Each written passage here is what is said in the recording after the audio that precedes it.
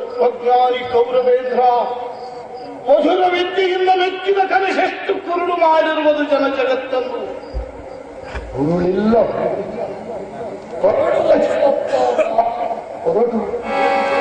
ಕೌರವೇಂದ್ರ ಭಾನುಮತಿ ಅಕ್ಕ ಮಗುವಿನೊಡನೆ ಬರುತ್ತಿಹಳು. ಹೋಗಿ ಬಾ. ಓಂ ಸತ್ವಿರಾಜಂ ನಿಜ ಸಾರ್ವಭೌಮನಿ ನನಗೆ ಮುಂಬರುವ ಯುಗದಲ್ಲಿ ನಿನ್ನ ಜೀವನ ಚಿತ್ರವನ್ನು ಚಿತ್ರಿಸಲಿರುವ ಕವಿಗಳಿಗೆ ಕಾಲ ಕಾಲಕ್ಕೆ ಕಾಣಿಸಿಕೊಂಡು ಕಜಿಸುವೆ ನಿನ್ನ ಸಚ್ಚರಿತ್ರೆಯ ಚಂದ್ರ ಸೂರ್ಯನಿರುವ ಪರ್ಯಂತ.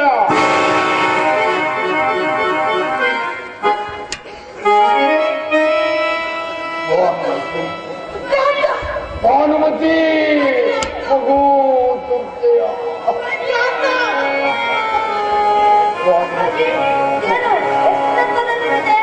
ಮಗು ನನಗೆ ಸಾವು ಸಮೀಪಿಸುತ್ತಿದೆ.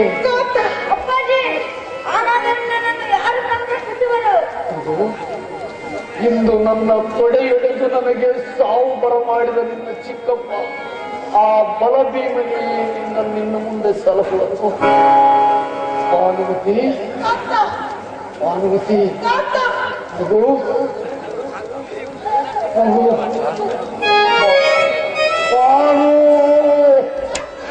ಇವಳು ಎನ್ನ ಗುಡಾಚಿ ಮಾಮ. ಏನಿದು ಪುಂಡರ ಅವಳಿ ನನ್ನ ರಾಜ್ಯದಲ್ಲಿ ರಾಜಕತೆಯ ತಾಂಡವ. ಈ ಕೌರವನ ಆಳ್ವಿಕೆ ಇನ್ನೂ ಕೊನೆಗೊಂಡಿಲ್ಲ.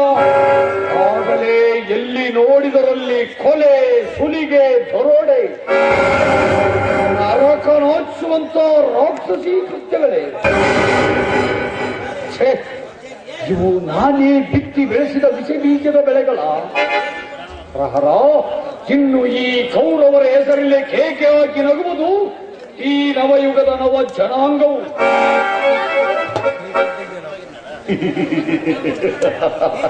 ರಾಜ ದುರ್ಯೋಧನ, ನಿನ್ನ ರಾಜನೀತಿಯೇನು ತಪ್ಪಲ್ಲ.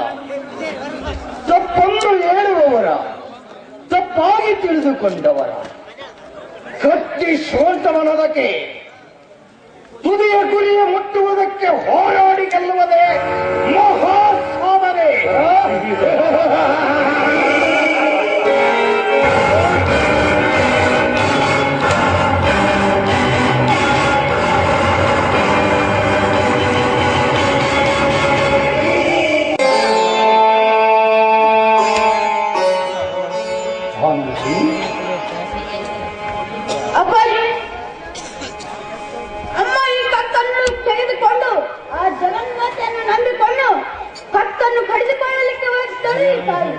ಅಪ್ಪಾಜಿ ಅಪ್ಪಾಜಿ ಕೈ ಬಿಡಬೇಡ, ನಾನು ಬರುವೆ.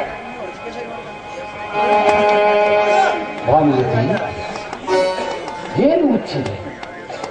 ಒಪ್ಪು ದಾರಿಯ ಬಿಟ್ಟು ತಪ್ಪು ದಾರಿಯ ಹಿಡಿದು ಈ ಖುಷಿ ಪದಾರ್ಥವನ್ನು ನಂಬಿ ಪ್ರಾಣ ಕಳೆದುಕೊಳ್ಳಬಹುದು. ಈ ಚಿತ್ರಪಟದಲ್ಲಿ ಹೌದುಕೊಂಡಿರುವಳೇ ಆ ನಿನ್ನ ಜಗನ್ಮಾತೆ. ರಾಜೇಂದ್ರ, ಕಂಬದೊಳಗಿಂದ ಬರಲಿಲ್ಲವೇ ಪ್ರಹ್ಲಾದನ ದೇವ, ನೆಲದೊಳಗಿಂದ ಉದ್ಭವಿಸಲಿಲ್ಲವೇ ವೀರಭದ್ರ ದೇವರು. ಆದರೆ ನನಗಂತ ಭಾಗ್ಯವೆಲ್ಲಿದೆ? ನನ್ನ ಪಾಲಿಗೆ ದೇವರು ಕಲ್ಲೆ. ಗಜಾಂತ ಲಕ್ಷ್ಮಿ ಇತ್ತು, ಅಂಬರದ ಐತ್ರಿ ಇತ್ತು, ಸಾರ್ವಭೌಮತ್ವದ ಸಿಂಹಾಸನವಿತ್ತು. ಅವಾವು ನನ್ನನ್ನಿನ್ನು ಬಿಟ್ಟು ಹೋಗಿಲ್ಲ, ಇನ್ನು ಮುಂದಾದರೂ ಬಿಟ್ಟು ಹೋಗಲಾರವು. ನೀನು ನನ್ನ ಮಾವನವರ ಮಾತಿನಂತೆ. ಇನ್ನು ನಿಮ್ಮ ಮಾವನವರ ಹಂಬಲ ನಿಮ್ಮಿಡಿಯಾಳದಲ್ಲಿ ಪರಿಣಾಮ ನೋಡಿಕೊಂಡಾದರೂ ಬಗೆ ಬದಲಿಸಿಕೊಳ್ಳಬೇಕಲ್ಲ. ನಮ್ಮ ಮಾವನವರ ಎದೆಯಾಳ ನಿರ್ಮಲ. ಮಾವನವರ ಎದೆ ಪರದೆಯು ತುಂಬಿಕೊಂಡಿದೆ ರಾಜಕಾರಣದ ಗೊಂದಲ. ನಿಮ್ಮ ಮಾವನವರ ರಾಜಕಾರಣದ ಸಚ್ಚು ಕೌರವರ ಬಾಳನ್ನು ಕುಕ್ಕುವರನ ಹತ್ತಿರ ಚುಂಚು. ನನ್ನ ಮಕ್ಕಳ ಬಾಳನ್ನು ಪಾಳ್ಗೈದ ನಿಮ್ಮ ಮಾವ ಶಕುನಿ ಪ್ರತಿ ಕಂಸ. ನಿಲ್ಲಿಸಬೇಡ ನನ್ನ ಮಾವನನ್ನು. ಅಖಿಲ ಜಗತ್ತೇ ನಿಂದಿಸುವುದು ಶಕುನಿಯನ್ನು ಚಂದ್ರ ಸೂರ್ಯನಿರುವ ಪರ್ಯಂತ. ಮಾತೆಯ ಅವಳಿ ಜವಳಿ ಮಕ್ಕಳಂತಿರುವ ಕೌರವ ಪಾಂಡವರನ್ನು ಒಡಕು ಹುಟ್ಟಿಸಿ ಹಿಡಿಗುಪ್ಪಿ ಮರಿ ದೊಡ್ಡ ಆನೆಯನ್ನೇ ಮುರಿತಿನ್ನುವಂತೆ ಮಾಡಿದರೆ ನಿಮ್ಮ ಪಾಪ ಶಕುನಿ ಭಾರತದ ಭವಿತವ್ಯವನ್ನು ಏನಾದರೂ ಹಿಂಸೆಯೇ ಜಾರಿ ಬೀಳದೆ ಕಟ್ಟಿ ಸೇನಾವತಿಯು ನಿಂತು ನೋಡುತ್ತಿರಲಿ ಜಗವನ್ನು ಆ ಶಾಂತಿಯ ನೆತ್ತಿ ಹತ್ತಿ. ಓ ಸ್ವಪ್ನ ಮುದ್ರಿತ ಪ್ರಾಣಿ, ನನಗೊಗ್ಗದ ವಿಚಾರ ನನ್ನೆದೆಗೆಸೆದ ಖಡ್ಗಾಧಾರ. ಪತಿಗೆ ಒಗ್ಗದ ಕಲ್ಪನೆಗಳನ್ನು ಮೆಲುಕಾಡಿಸುವುದು ಸತಿಗೆ ತರವಲ್ಲ. ಓ ನನ್ನ ಗೃಹ ದೇವತೆ, ನಿನ್ನ ಕಲ್ಪನೆಗಳ ಅಲುಗಿನಿಂದ ಕೊರೆಯಬೇಡೆನ್ನೆದೆಯ, ಮತ್ತೆ ಶಪಿಸಬೇಡ ಮಾಮ ಶಕುನಿಯ. ಇಂದೆನ್ನ ಮಾಮನು ನನ್ನ ಪಾಲಿನ ದೇವನಾಗಿರುವನು, ಅದನ್ನ ತಿಳಿಸಲಿಕ್ಕೆ ಬಂದೆ. ಕೇಳು ಕರಿಪುರದ ಅರಸಿಯೇ, ಕಾಲಗರ್ಭದಳು ಹೊಕ್ಕು ನೋಡಬಲ್ಲ ಸಂಜೆಯ ದೇವನು ಸಹಜವಾಗಿ ಸಾರಿದನು ಧೃತರಾಷ್ಟ್ರ ದೊರೆಯ ಮುಂದೆ. ಏನೆಂದು ಸಾರಿದನು ಆ ಸಂಜೆಯ ದೇವನು? ನನ್ನ ಸಾವಿನ ಬಗ್ಗೆ. ನಿಮ್ಮ ಸಾವಿನ ಬಗ್ಗೆ? ಶಿವ ಶಿವ, ಏನದು ಕಾಂತ? ಇದೇ ಭಾರತದ 18ನೇ ದಿನದನಿಗೆ ಮೃತ್ಯುವೆಂದು, ಹಾಗೆ ಅದರಿಂದ ಬದುಕುಳಿಯುವ ಹಂಚಿಕೆ ಹೇಳಿದನು ಸಂಜೆಯ ದೇವನು. ಮಾಮನವರ ಮಾತಿನ ಚಮತ್ಕಾರ ಕೇಳಿ ಕಾಂತ, ಅದಾವ ಹಂಚಿಕೆ? ಈ ಭಾರತದ 18ನೇ ದಿನದ ಸೂರ್ಯೋದಯದಿಂದಿಡಿದು ಮರುದಿನದ ಸೂರ್ಯ ಉದಯ ಬೆಳಕು ತರುವ ತನಕ ನಾನು ವೈಶಂಪಾಯನ ಸರೋವರದಲ್ಲಿ ಮುಳುಗಿರಬೇಕು. 19ನೇ ದಿನದ ಸೂರ್ಯೋದಯದೊಡನೆ ಈ ನಿನ್ನ ಗಂಡನು ಉದ್ದಂಡ ಆಯುಷ್ಯವಂತನು. ಅದು ನಿನ್ನ ಸಹಾಯವಿಲ್ಲದೆ ಸಾಧ್ಯವಿಲ್ಲದು ನನಗೆ. ಸತಿಯ ಸಹಾಯ ಪತಿಗೆ ಸತತವ. ಹೇಳಿ ಹೇಳಿ, ನನ್ನಿಂದ ಅದಾವ ಸಹಾಯವಾಗಬೇಕಾಗಿದೆ?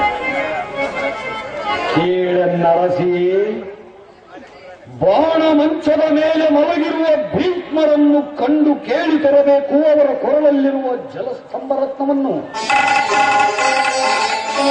ಆ ಜಲಸ್ತಂಭ ರತ್ನವನ್ನು ಅವರ ತಾಯಿ ಗಂಗಾದೇವಿಯವರ ಕೊರಳಲ್ಲಿ ಹಾಕಿರುವರು.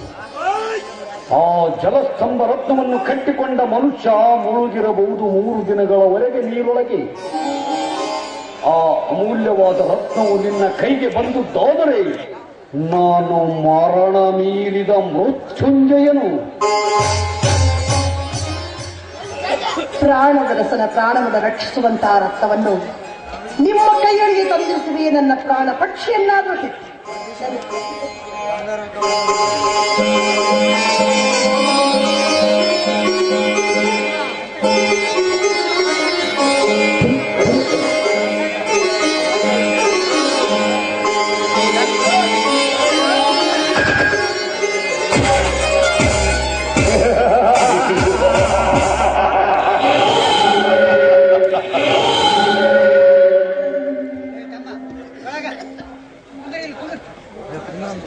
ಮಾಮ, ಹೇಗಿತ್ತು ನೀವು ರಚಿಸಿದ ನಾಟಕದಲ್ಲಿ ನನ್ನ ನಟನೆ? ಎಲ್ಲಿಯಾದರೂ ತಪ್ಪಿದೆನೆ?